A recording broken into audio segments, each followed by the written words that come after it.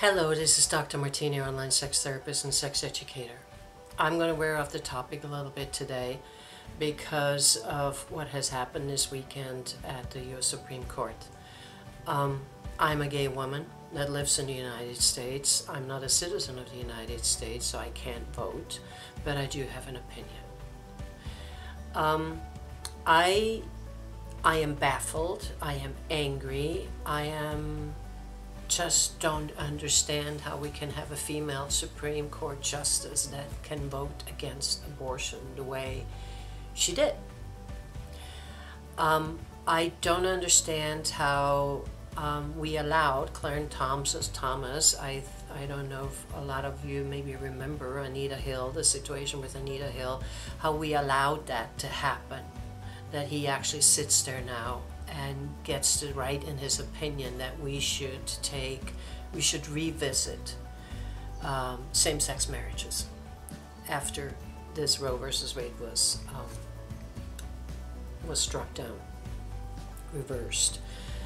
But there he is. I'm wondering if he's worried about, Virginia, Loving versus Virginia, which struck down the ban of interracial marriages in 1967 because they said it was unconstitutional. Is he going to revisit that too? I doubt it, because he married, his second wife is white. So what else are going to try to take away? What else is religion trying to take away? When do we separate religion from politics? When do we do that? How can we allow all of that to happen? I do not understand that. Since I can't vote, I can definitely debate, and that's what I'm planning to do. I'm planning to educate people, not just about sexuality, but educate them about love. Love is love. It doesn't matter if you are same-sex or not. Love is love. And if we really feel love for the mother who is working 3 jobs because her deadbeat husband walked out on her, and now she gets pregnant again because she's in love, she has sex, like we all like to have sex, or most of us, and now she's pregnant again and she cannot abort.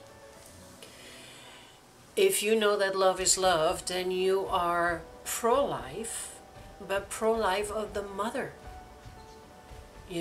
I am pro-life of, I'm pro the girl who has been raped by her uncle or been raped by a neighbor, and she cannot abort. She cannot go to talk to anybody. Now with the abortion, the pro-lifers being so loud and strong. I am pro the woman who has to work 3 jobs. When do we start regulating the penis that goes into vagina? When do we start regulating them and go after them, and go after the deadbeat husbands and start punishing them as they do punish us for falling in love or for wanting to have sex and then having to raise this child that the United States does not. Everything costs here. They don't promise us medical aid with that. They don't promise that the child will be educated. They don't promise that it will have a house, it will have a roof over its head. Just look at the foster system. It is broken, and all it is just wrong. So, gay pride, maybe we can do something about that, because we definitely have to watch our backs with our rights. I have lost a job. I've been thrown out of my job because I came out as a gay woman in the 80s. I have lots and lots of friends who were thrown out of their household, and because they were gay and the support wasn't there. So when we had our first, 1970 was the first gay pride, and I went to my first gay pride in San Francisco in 1979. I haven't missed one since, except during the pandemic and this year because I was in Europe. But I remember standing and watching these gay people holding hands, and that was so liberating. And then I remember when PFLAG came by, a huge contingent. And those were not in the beginning, but it became really big. But I remember the first time I saw PFLAG, Parents and Friends for Lesbian and Gays. And that was, it made me cry, because that's what it was all about, us to come together and say when something is not right. Discrimination against who you love is not right. Discrimination against what you can do with your body is not right. This is 2022.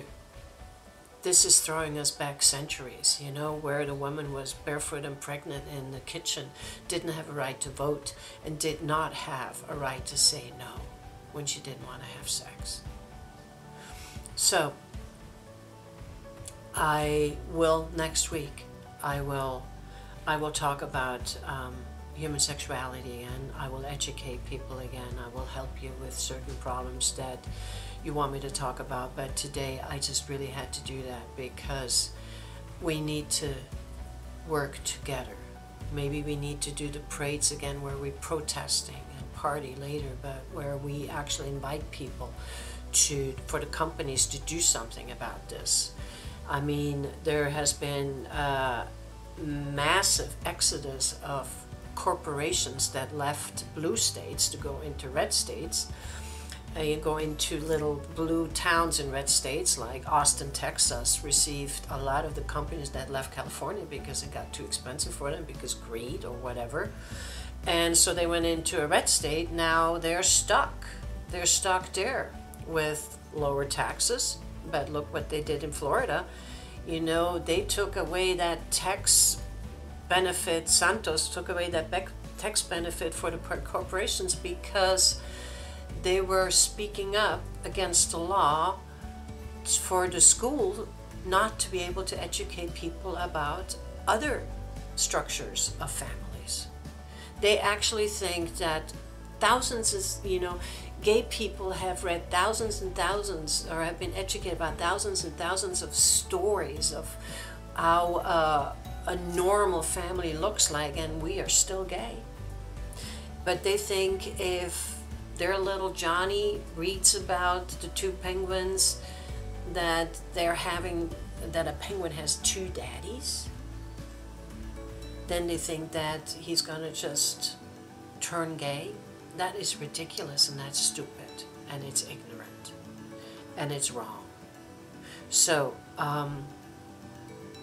please, if you can vote, then please vote for people who stand behind individual rights. And if you cannot vote, like me, then debate. Start talking to people from the other side. Educate them. Show them that this is not right. Don't yell at them. Talk to them. Listen to them, and then tell them what you think. That is really our only chance here, that we come together as we the people. I will see you next week. Thank you so much for listening.